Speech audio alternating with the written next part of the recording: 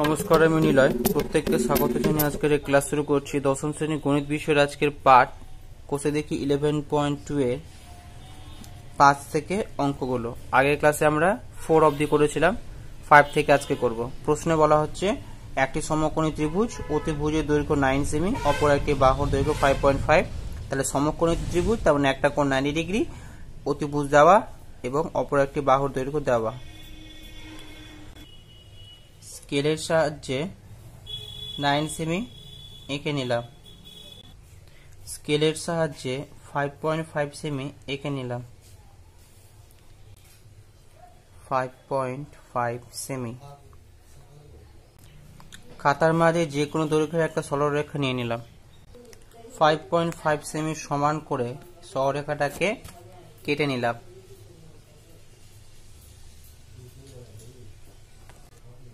নাম দিলাম A B. যেহেতু একটা কোণ সমকোণ, এই বিন্দুতে 90 ডিগ্রি কোণ অঙ্কন করব। সময় বাঁচানোর জন্য আমরা চাঁদার সাহায্যে 90 ডিগ্রি ড্র করে নিচ্ছি। দাগ টেনে নিলাম। 9 সেমির সমান করলাম। যেহেতু সমকোণী ত্রিভুজটি অতিভুজ 9 সেমি, তাই বি বিন্দু থেকে কেটে নিলাম। এরপর আমরা যোগ করছি। স্কেলের সাহায্যে যুক্ত করলাম। নাম দিলাম সি। এবিসি সমকোণী ত্রিভুজ পেলাম, যার অতিভুজ 12 সেমি এবং ভূমি হচ্ছে 5.5। পরবর্তী কাজ হচ্ছে এ কোণ এবং বি কোণের অন্তঃসমদ্বিখণ্ডক অঙ্কন করা। অন্তঃসমদ্বিখণ্ডক অঙ্কন করছি। বৃত্তচাপ টেনে নিয়ে অর্ধেকের বেশি করে নিয়ে কোণের অন্তঃসমদ্বিখণ্ডক অঙ্কন করা হলো। একইভাবে বি কোণের অন্তঃসমদ্বিখণ্ডক অঙ্কন করা হচ্ছে। অর্ধেকের থেকে একটু বেশি নিয়ে সমদ্বিখণ্ডক অঙ্কন করা হলো।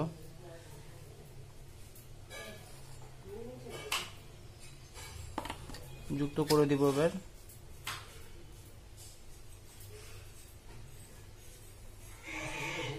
অন্তঃসমদ্বিখণ্ডক দুটি যে বিন্দু ছেদ করে নাম দিব আই। এটাই হবে অন্তবৃত্তের কেন্দ্র বা ইন সেন্টার।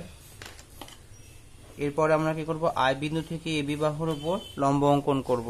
লম্ব অঙ্কন করার জন্য একটা বৃত্তচাপ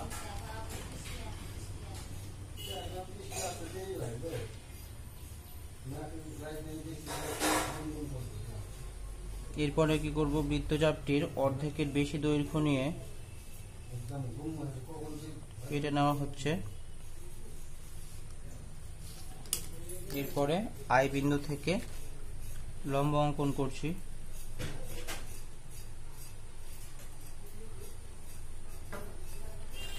এবি বাহুকে যে বিন্দুতে ছেদ করে নাম দেব ডি।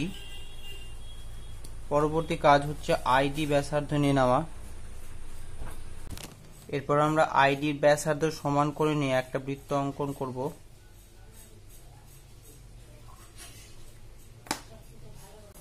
বৃত্তটা ত্রিভুজ এবিসি এর এবি, বিসি এবং এসি তিনটা বাহুকে স্পর্শ করেছে, তার মানে চিত্র একদম ঠিক রয়েছে। এরপর আমরা নিচে লেখা লিখব, আই কেন্দ্রীয় বৃত্তটি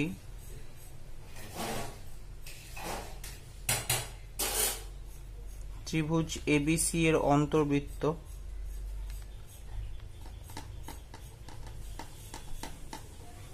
এরপর আমরা কি করব, আইডি। আইডি হচ্ছে কি, অন্তর্বৃত্তটির ব্যাসার্ধ অর্থাৎ অন্তর্ব্যাসার্ধ।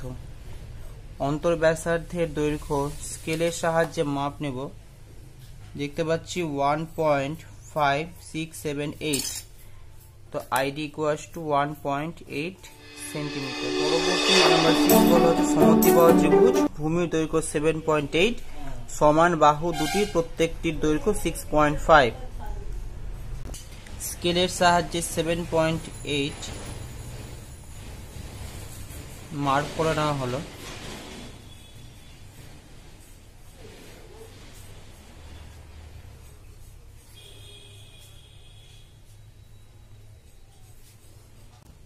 .8 এবং 6.5 সেমি টেনে নেওয়া হলো। এরপরে খাতার মাঝে যে কোনো দৈর্ঘ্যের একটা সরল রেখা। যেহেতু ত্রিভুজটি ভূমির দৈর্ঘ্য 7.8 এর সমান করে নিয়ে এই সরল রেখাটাকে টেনে নিলাম, নাম দিলাম AB। সমান বাহুর দ্বয় প্রতিটির দৈর্ঘ্য 6.5। পরবর্তী কাজ হবে 6.5 এর সমান করে নিয়ে কেটে নেওয়া। 6.5 এর সমান করলাম, করে নিয়ে A বিন্দু থেকে উপরের দিকে একটা বৃত্তচাপ, সে একই মাপ নিয়ে B বিন্দু থেকে সেই বৃত্তচাপটাকে কেটে নেওয়া হলো। যেহেতু এটা একটা সমদ্বিবাহু ত্রিভুজ, কেটে নেওয়ার পর যে বিন্দুতে একটা বিন্দু পেলাম ছেদ বিন্দু, সেই ছেদ বিন্দুর সঙ্গে A বিন্দু এবং B বিন্দু সরল রেখা দিয়ে যুক্ত করে দিলাম। তাহলে আমরা একটা A বিন্দু B বিন্দু যুক্ত করে দিচ্ছি, নাম দিলাম C। এভাবে আমরা ত্রিভুজটি পেয়ে নিলাম। পরবর্তী কাজ হচ্ছে A কোণ এবং B কোণের অন্তঃসমদ্বিখণ্ডক অঙ্কন করা। সেটা করার জন্য কোণ, বৃত্তচাপ করে নিয়ে অর্ধেকে বেশি করে নিয়ে বৃত্তচাপটিকে কেটে নেওয়া হলো।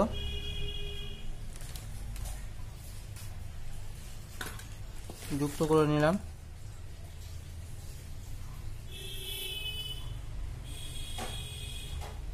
একইভাবে বি কোণেরও অন্তঃসমদ্বিখণ্ডক। এ এবং বি কোণ অন্তঃসমদ্বিখণ্ডক দুটি যে বিন্দুতে ছেদ করে নাম দিলাম আই। আই বিন্দু থেকে এ বি বাহুর উপর লম্ব অঙ্কন করতে হবে। আই বিন্দু থেকে এ বি বাহুর উপর একটা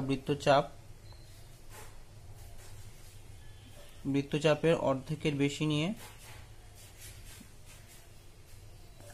সেই বৃত্তচাপটিকে আমি এই দিক থেকে কেটে নিলাম। তাহলে আমি এখান থেকে কি পেলাম, আই বিন্দু থেকে এ বি বাহুর উপর একটা লম্ব অঙ্কন করলাম। এ বি বাহুকে যে বিন্দু ছেদ করলো ওটা কি নাম দেব, ডি। এরপরে আইটি ব্যাসার্ধ নিয়ে নিলাম। আইটি ব্যাসার্ধ নিয়ে এবার আইডি ব্যাসার্ধ সমান করে নিয়ে একটা বৃত্ত দেখতে পাচ্ছ। বৃত্তটা এসি, এবি এবং বিসি প্রত্যেকটা বাহুকে স্পর্শ করেছে, অর্থাৎ আমাদের চিত্র ঠিক রয়েছে। আমরা কি করব, নিচে লিখব যে আই কেন্দ্রীয় বৃত্তটি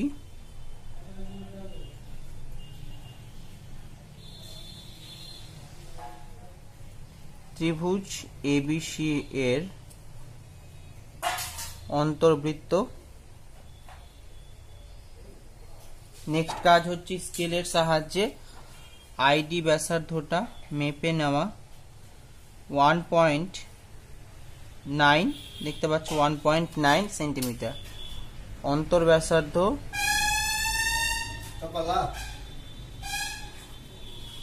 আইডি সমান 1.9 সেন্টিমিটার। সমদ্বিবাহু ত্রিভুজ, ভূমির দৈর্ঘ্য 10 সেমি, সমান কোণের একটির পরিমাপ 45 ডিগ্রি। স্কেলের সাহায্যে খাতার উপরে 10 সেমি টেনে নিলাম।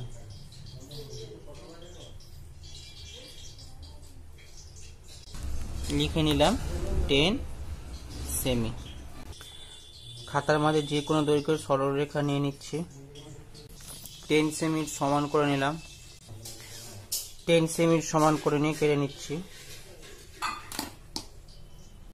নাম দিয়ে দিলাম এ বি। যেহেতু সমান কোণের মাপ হচ্ছে 45 ডিগ্রি, এই বিন্দুতে চাঁদার সাহায্যে 45 ডিগ্রি ড্র করব। 45 ডিগ্রি, 40, 45, 45 ডিগ্রি জয়েন করে দিচ্ছি। একইভাবে বি বিন্দুতেও চাঁদার সাহায্যে 45 ডিগ্রি ড্র করব। এবার যেহেতু আমাকে এই দিকটায় 45 ডিগ্রি ড্র করতে হবে, এক্ষেত্রে আমরা চাঁদার বাইরের দিকটা দেখব। বাইরের দিকে যে কোণগুলো দেওয়া রয়েছে সেগুলো দেখব, অর্থাৎ এগুলো 40, এটা হচ্ছে 45। যোগ করে নিচ্ছি। কোণ দুটি অঙ্কন করার পর দেখতে পাচ্ছি এই বিন্দুতে ছেদ করলে কি নাম দেবো, সি। এবিসি ত্রিভুজ পেলাম, যার এ কোণ এবং বি কোণ হচ্ছে কত, 45 ডিগ্রি। তোমরা কি করবে, এ বিন্দুতে অঙ্কিত কোণ, এটার অন্তঃসমদ্বিখণ্ডক জানো কি করে করতে হয়।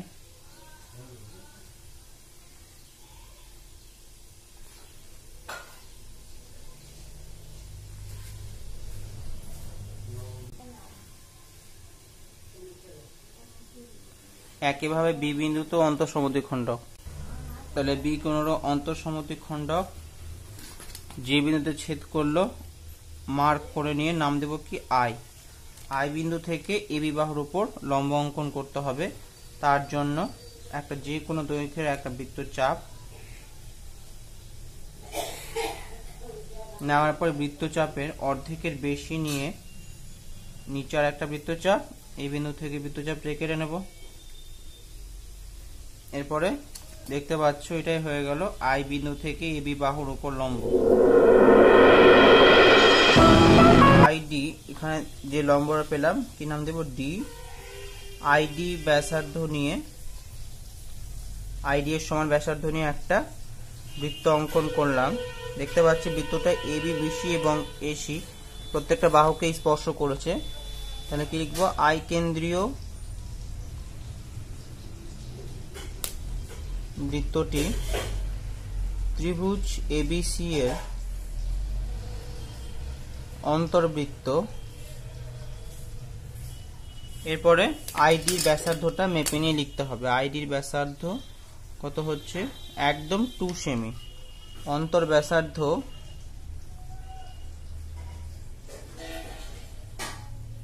আইডি সমান 2 সেন্টিমিটার।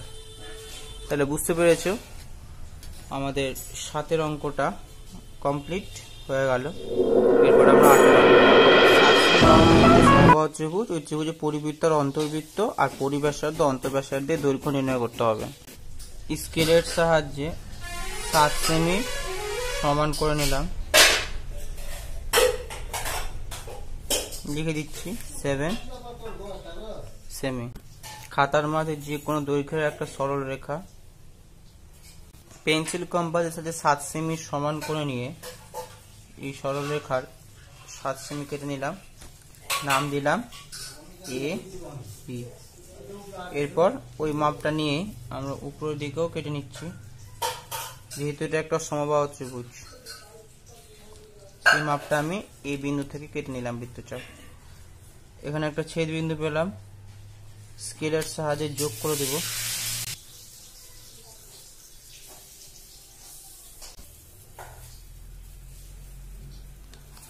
নাম দিলাম সি। এবিসি ত্রিভুজের পরিব্যাসার্ধ এবং অন্তর্ব্যাসার্ধ। পরিব্যাসার্ধ অঙ্কন করব আগে। পরিব্যাসার্ধ অঙ্কন করার জন্য যে কোনো দুটো বাহুর সমদ্বিখণ্ডক আমরা এসি বাহুর অর্ধেকের বেশি নিয়ে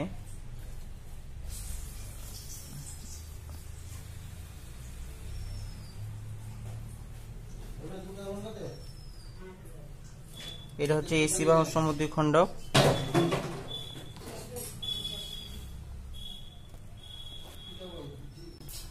সমদ্বিখণ্ডক টেনে নিলাম। এরপরে এবি বাহুর সমদ্বিখণ্ডক। যেহেতু প্রত্যেকটা বাহু সমান একই মাপ রাখলেও হবে, এই বিন্দু থেকে সেটা মাপকে বৃত্তচাপে কেটে নিলাম।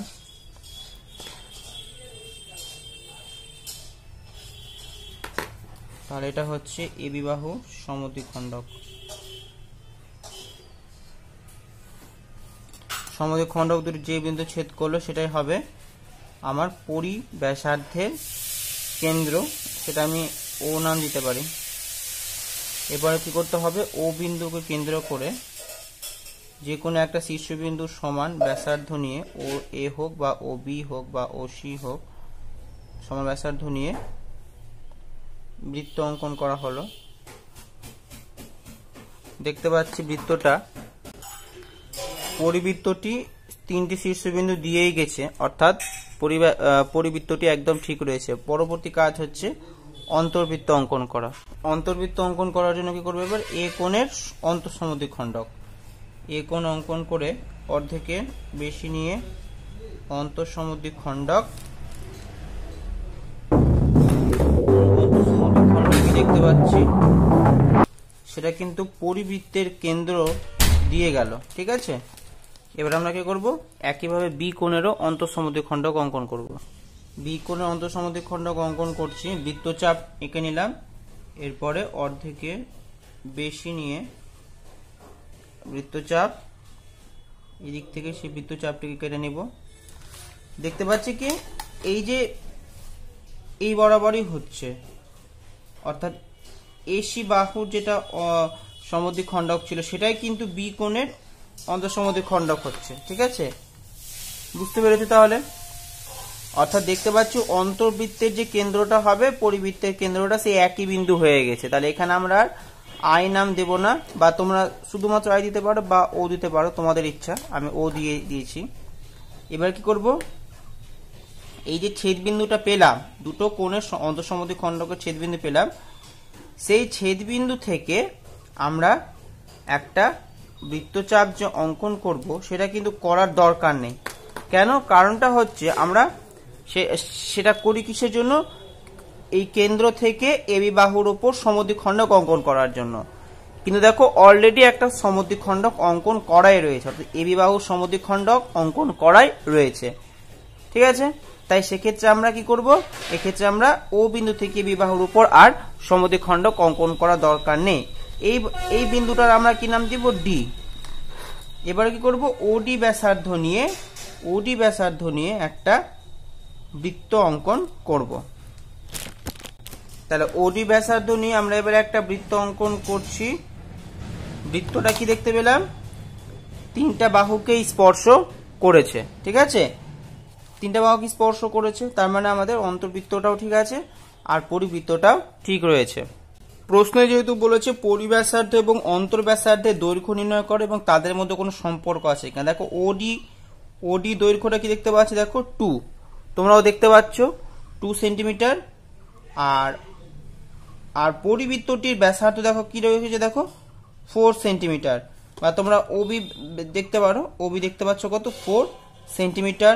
বা ওসিও তোমরা ক্যালকুলেট করতে পারো, এটাও 4 সেন্টিমিটার। অথবা ওএ ব্যাসার্ধটাও তোমরা দেখতে পাচ্ছ কত? 4 সেন্টিমিটার। তার মানে কি দেখতে পাচ্ছি?